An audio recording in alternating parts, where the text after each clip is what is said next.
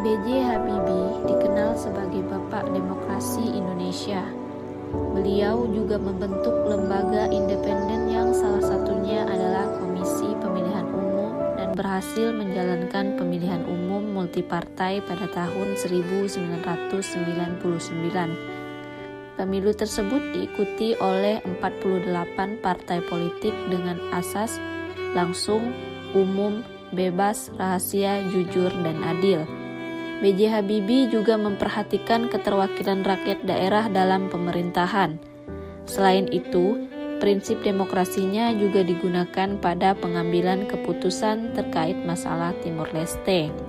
Dalam menyelesaikan masalah tersebut, B.J. Habibie lebih memilih untuk meminta pendapat rakyat dengan melakukan referendum. Ini merupakan wujud dari nilai berorientasi pelayanan, yaitu berkomitmen memberikan pelayanan prima demi kepuasan masyarakat. Selanjutnya, akuntabel.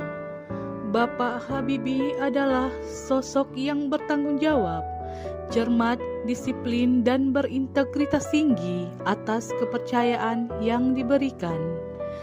Bapak Habibie terkenal dengan mentalitas sepedanya. Beliau pernah berkata, "Kalau Anda naik sepeda, Anda berhenti, Anda jatuh. Jadi kalau saya berhenti kerja, saya mati." Begitulah giatnya beliau dalam bekerja. Terima kasih. Assalamualaikum, saya Meti Rizky, peserta Laksar Angkatan 1 Kelompok 2.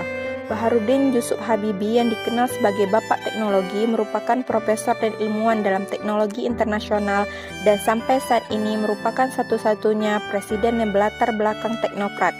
Pencapaian prestasi semasa hidupnya bukanlah suatu hal yang ia raih secara praktis.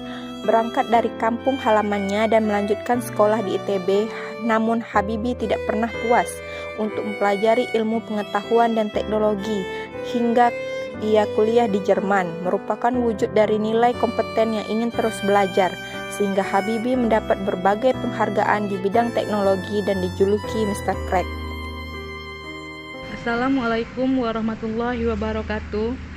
Saya Feni Apriani, peserta Laksar Kelompok 2 Angkatan 1. B.J. Habibie adalah salah satu pemimpin yang partisipatif di mana beliau selalu mengikut sertakan bawahannya atau pengikutnya sama-sama berperan dalam proses pengambilan keputusan. Dengan hal ini, keharmonisan pimpinan dengan bawahan yang diperlakukan sama sehingga membangun suasana kerja yang kondusif. Terima kasih. Assalamualaikum warahmatullahi wabarakatuh. Saya Dwi Desmarika, peserta Latsar CPNS Angkatan 1 Kelompok 2. Bapak Profesor B.J. Habibie dikenal sebagai Bapak Teknologi. Beliau mendapatkan julukan tersebut sejak menciptakan pesawat N250 yang sukses diuji coba pada tanggal 10 Agustus tahun 1995. Nama B.J. Habibie sangat dipandang di dunia ilmu pengetahuan dan teknologi internasional. B.J. Habibie sempat menjabat sebagai direktur perusahaan pesawat di Jerman. Namun, ketika mendapat panggilan untuk menjadi Presiden Republik Indonesia, B.J. Habibie tanpa ragu memutuskan untuk pulang ke tanah air. Alasan yang mendorong tawaran tersebut yaitu kesempatan memberikan segala ilmunya untuk kemajuan bangsa dan negara. Ini merupakan wujud dari nilai loyal, yaitu berdedikasi dan mengutamakan kepentingan bangsa dan negara. Warahmatullahi wabarakatuh. Perkenalkan, nama saya Muhammad Sobur Sunaria. Saya adalah peserta Latsar CPNS dari Kabupaten Kepulauan Anambas. Menurut saya, tokoh yang memiliki kemampuan dan reputasi yang baik dalam mengaktualisasikan nilai-nilai berakhlak yaitu Bapak Presiden ketiga B.J. Habibie, seseorang sosok negarawan yang tak hanya dikenal dengan banyak prestasi dan jasa-jasa yang telah ia berikan untuk mengharumkan nama bangsa.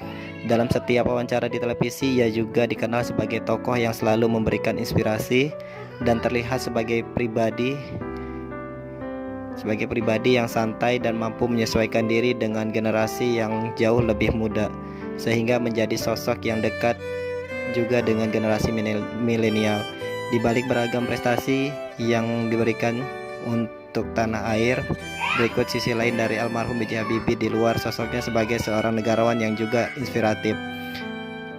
Di sini saya dapat menyimpulkan bahwa B.J. Habibie merupakan tokoh yang adaptif.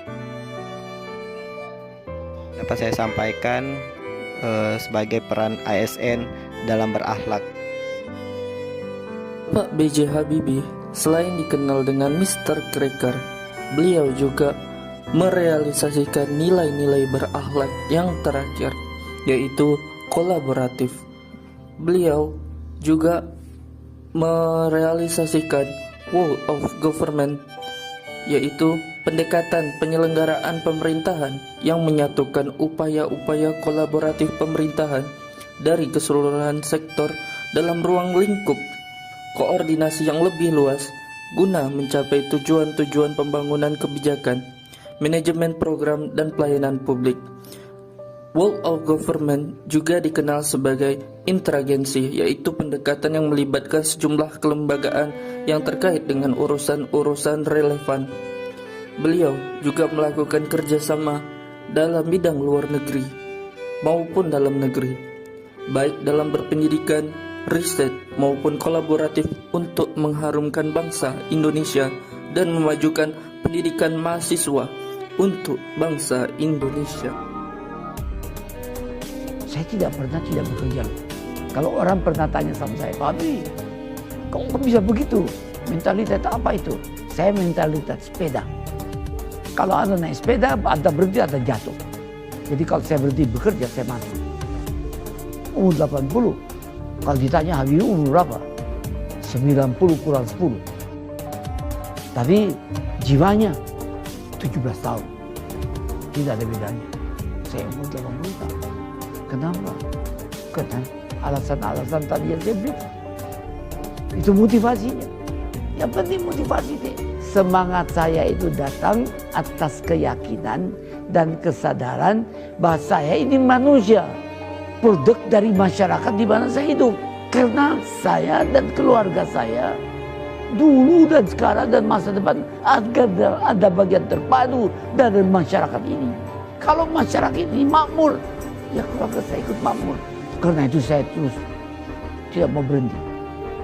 Saya bilang, tidak ada gunanya Anda IQ-nya tinggi, tapi pemalas, tidak memiliki disiplin. Forget it. Yang penting adalah Anda sehat, mau berkorban untuk masa depan yang lebih cerah, dan Anda konsisten, bekerja keras, berdisiplin. Saya bersyukur sejak saya lahir sampai sekarang, saya mampu membuat seperti itu. Antara elemen agama, budaya, dan pengertian ilmu pengetahuan dan teknologi. Saya bersyukur bisa menyelesaikan semua masalah-masalah yang saya hadapi. Masalah dengan halal, dan terasa orang sekitarnya ikut menikmatinya. Itu filsafat yang diberikan oleh ayah saya. Jadilah mata air yang jernih, yang memberikan kehidupan kepada sekitarmu.